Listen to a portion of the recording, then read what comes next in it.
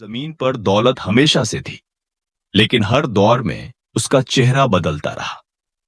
कभी वह सोने के संदूकों में बंद होती थी, कभी काफिलों के साथ चलती थी, और आज वह अंकों की शक्ल में स्क्रीन पर चमकती है। लेकिन एक सवाल हमेशा जिंदा रहा, क्या दौलत इंसान को ऊपर उठाती है या जमीन के और करीब ले आती है? इस कहानी का केंद्र कारून है। कारून उस दौर की मिसाल था जहां दौलत सिर्फ ज्यादा नहीं, बेहिसाब होती थी।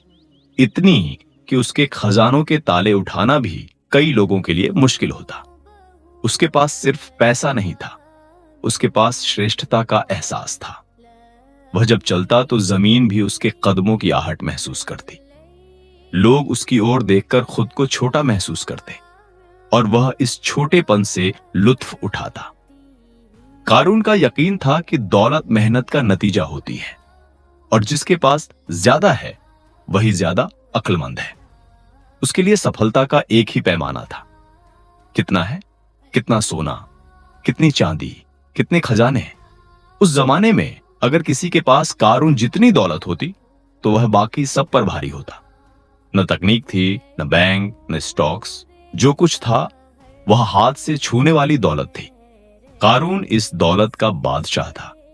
लेकिन अगर कारून आज के दौर में होता, आज दौलत सिर्फ संदूकों में नहीं होती, आज दौलत एल्गोरिदम में होती है, डेटा में होती है, क्लिकों में होती है और फैसलों में होती है।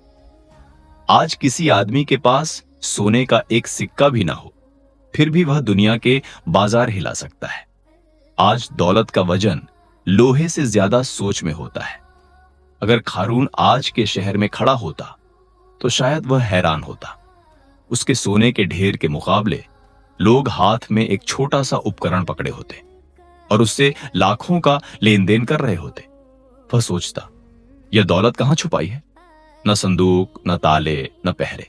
कारून के जमाने में दौलत दिखाई देती थी, आज दौलत महसूस होती है। तब दौलत का मतलब था तुम कितना जमा कर सकते हो, आज दौलत का मतलब है तुम कितना नियंत्रण कर सकते हो। कारून के पास दौलत थी, लेकिन व्यवस्था उसकी नहीं थी। आज के दौर में असली अमीर वही है जो व्यवस्था को समझता है। कारून अगर आज होता तो शायद पहले हंसते हंसते कहता कि यह सब हवा है, असली चीज सोना है। लेकिन धीरे धीरे उसे एहसास होता कि हवा ही तो आंधी बन जाती है। कारून का घमंड उसकी दौलत से ज्यादा उसकी सोच में था। वह मानता था कि जो कुछ उसके पास है वह सिर्फ उसकी मेहनत का नतीजा है। वह भूल गया था कि हर दौर में कुछ चीजें इंसान के इख्तियार से बाहर होती हैं, जमीन, समय और किस्मत। आज का दौर भी इसी गलती का शिकार है। आज के कारून सोने के खजाने नहीं दिखाते, वे नंबर दिखाते हैं, फॉलोअर्स, शेयर्स, एसेट्स, रीच। लेकिन घमंड वही है, बस लिबास बदल गया है। कारून के जमाने में लोग उसकी दौलत देखकर कहते थे, काश हमारे पास भी होती। आज के दौर में लोग दूसरों की दौलत देखकर कहते हैं, काश हम भी ऐसे दिखते। फर्क सिर्फ इतना है कि पहले दौलत जमीन पर बोझ थी, आज दौलत दिमाग पर बोझ है। कारून के खजाने उसके लिए शक्ति थे, लेकिन वह शक्ति उसकी जिम्मेदारी नहीं बनी।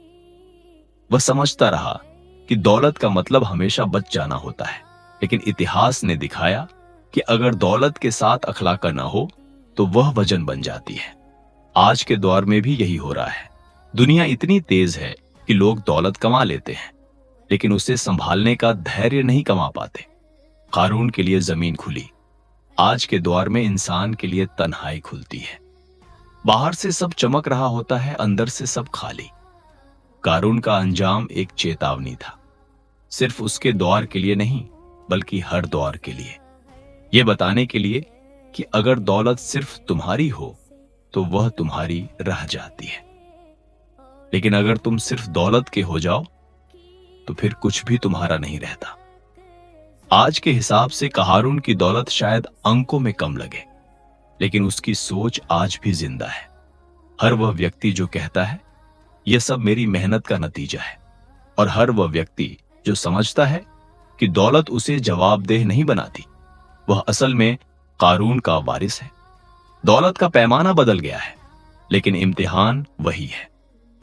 कारून की कहानी असल में पैसों की कहानी नहीं, इंसान की कहानी है। और जब तक इंसान रहेगा, यह कहानी नए लिबास में दोहराई जाती रहेगी।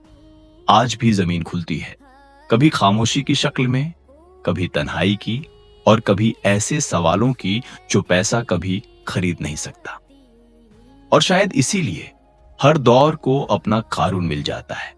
फर्क सिर्फ इतना होता है कि पहले लोग देखकर डरते थे और आज लोग देखकर प्रेरित होते हैं, बिना यह सोचे कि अंजाम क्या होता है।